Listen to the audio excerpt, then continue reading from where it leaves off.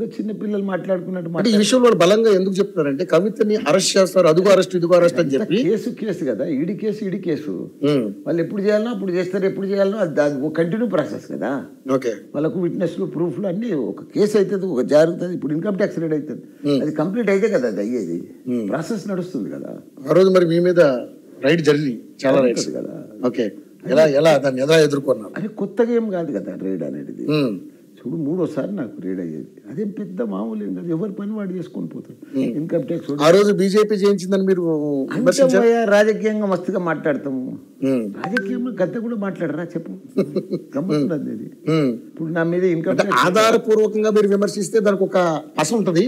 పస కాదు, election moment, election ముందు నేను ఒక మినిస్టర్ను, మరి నాది రేడ్ చేస్తే ఎప్పుడు ఏ టైంలో అవుతుంది?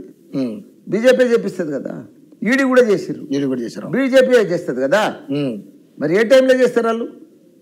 ఖాళీ ఉన్నప్పుడు చేయాలి కదా, స్టార్టింగ్లో ఎలక్షన్లు అయిపోగానే చేయాలి కదా, చేయలే అంతే.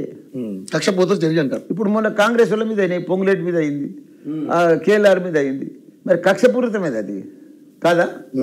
ఎలక్షన్స్ అంటే కదా. సో మీ నియోజకవర్గంలో వజ్రేష్ యాదవ్ మీ ప్రత్యర్థి, ఈసారి మల్లారెడ్డిని నేను ఓడించకపోతే నా తల నరికేసుకుంటా అని చెప్పి సవాల్ చేస్తుండు, ఓపెన్ సవాల్ చేస్తుండు.